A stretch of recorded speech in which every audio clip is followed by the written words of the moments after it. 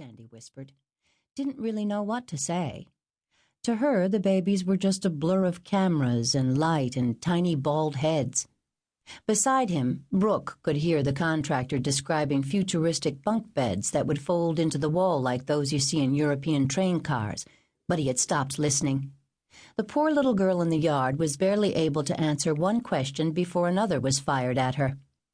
"Excuse me, please," he said to Francis, leaving the contractor in the doorway. He walked back to the crowd of reporters and gestured for them to let him through. The governor squatted so that he could look into her eyes. They were the golden brown of autumn corn. "Miss Rose," he said amiably, "there has been all this talk of babies, but I'm curious what you think we should know about you." The little girl stood shyly with her hands behind her back, leaning into her grandmother's legs. "Answer the governor, sweetie," urged her grandmother. "He's come all the way from Washington." Rose Frank took the measure of Governor Brooke, to the delight of those filming, and then, after a thoughtful second, reached into the front pocket of her sundress and held out a small swatch of purple and sky-blue carpet. "This goes in my room," she said. "I got to pick it out myself." "Well, why don't you show me where it will go?" suggested the governor gently, and reaching out, took her hand. With all the cameras trailing, Rose led him through the shell of a two-car garage covered by a blue tarpaulin, past the new donated car seats, navy blue and flocked with yellow ducklings, stacked next to a wall of donated disposable diapers. Rose Frank led the governor and reporters into the new house, through the raw, half-built hallway, and up the stairs to a room that looked down over the red clay driveway, and that was to be hers alone. The babies, all 11 of them, had to share 3 rooms. She told him in explanation of everything she felt, but she got one all to herself. "Excuse me, Governor," said Sandy, glancing nervously at his watch, "but if we're going to get by the hospital and still make the university fundraiser tonight, we need to get going." "Thank you, Sandy," replied the governor. "Miss Rose, it has been a pleasure to meet you." Rose ducked shyly as the cameras turned to follow Adams Brooke out of the house and into the chauffeured black Buick waiting out front. The Secret Service and white news trucks caravanned down the driveway and onto the dirt road that ran past the Franks. Almost immediately, the rough road gentrified to pavement, and Adams Brooke rolled down his window. Having grown up without air conditioning, he had never gotten used to the stale, dead flatness of it. His press secretary elbowed him in time for the governor to spot a woman at the end of her driveway, wildly waving a Brooke for President poster. Behind her stretched a rolling farm, dotted with dairy cows.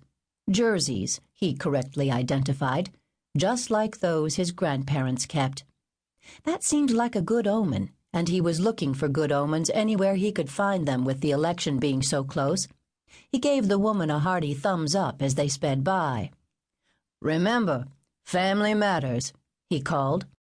"So tell me about the Franks," said the governor, settling back against the black leather seat. His secretary consulted his notes. "They're young," he said. 23. He collects recycling, paper, tin. She raises hunting dogs. They've beaten the record by 3. From what the locals have told me, they had their daughter in high school, then 5 years went by with nothing. The husband wanted a son. Watch out, though. There's talk of revoking her fertility doctor's medical license." Adams Brooke scowled. "It's an American's God-given right to have as many children as she likes. I can't support a woman's right to choose if I don't support her right to choose this." Sandy Jameson nodded slowly, as he did whenever he disagreed with the governor, and turned his attention to the landscape passing outside. Being a Chicago kid, he was fascinated by the imperialist aspirations of southern kudzu and marveled at the way it grew through the canopy of trees along the route, dropping down to smother an abandoned car or to claim for itself the entirety of a broken-down pole barn. A few miles out, winding Snake Hill Road straightened into School Street, and the convoy slowed toward town. "Now entering Three Chimneys, Virginia," they read. "Population 781. The sign stood just before a spire of red bricks set back from the road, the oldest of the town's eponymous chimneys, and all that remained of an 18th-century way station between Staunton and Richmond. Technically, it belonged to St. Barnabas Episcopal Church, but sentimentally, it was the property of the church's pastor, August Vaughn, who with his wife and grown son inhabited the rectory next door. Just past the simple colonial-era church, Three Chimneys began in earnest, and Adams Brooke was treated to as charming a small town as he'd encountered on his long and arduous campaign.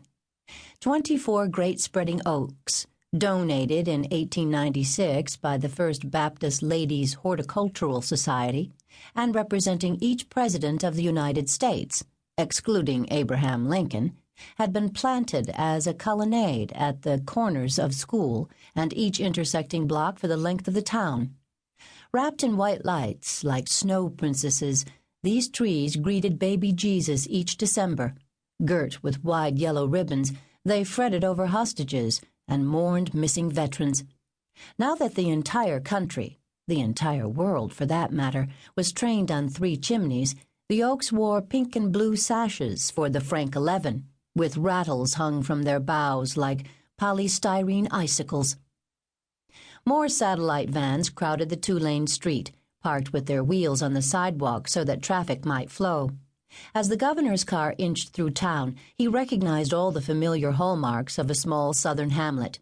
Snow-white tea room, with its greasy windows and patched screen door, Mercer's Hardware, Tinton's Grocery, where neighbors were still allowed to buy on credit, a white-clapboard community center sat off the town square beside its accompanying marble obelisk war memorial, carved with the names of the glorious Confederate dead. Adams Brooke had grown up in a town nearly identical to this one in eastern North Carolina. That town now had 4 superstores 5 miles in any direction, and chain businesses had long ago uprooted the locals. It cheered him to see holdouts like Three Chimneys, and it was for towns exactly like this that he vowed to take back the White House.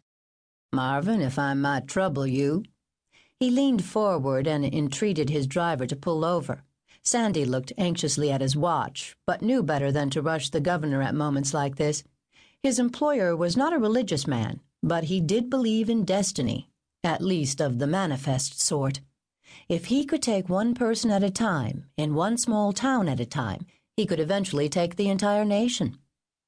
Governor Brooke stepped out of his sedan and walked to the green, where the town entrepreneurs were hawking T-shirts to raise money for the baby's college funds.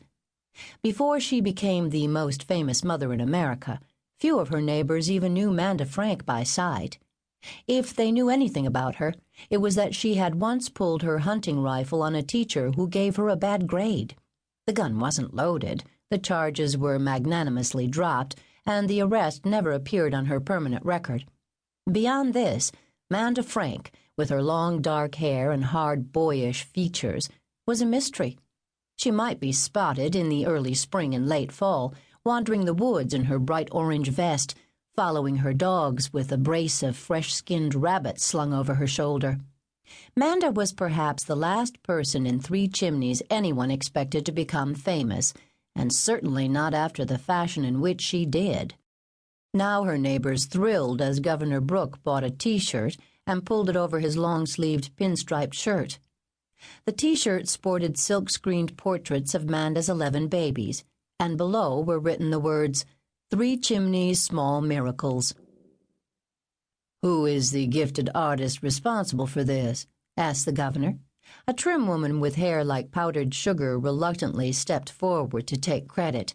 She was introduced as Mrs. Leland Vaughn, wife of the local Episcopal priest. "This is some town you have here," he said. "We try to give help where it's needed," answered Mrs. Vaughn. Adams Brooke smiled at the kindly woman and bought 2 cups of pink lemonade to benefit the Frank Fund. He took them back to Sandy and his chauffeur. It was awfully hot to be driving with no air conditioning. "Okay," he said, climbing in. "Let's go to the hospital." At first, She was hidden from him by mylar balloons and the jungle of flowers that crowded her small private room.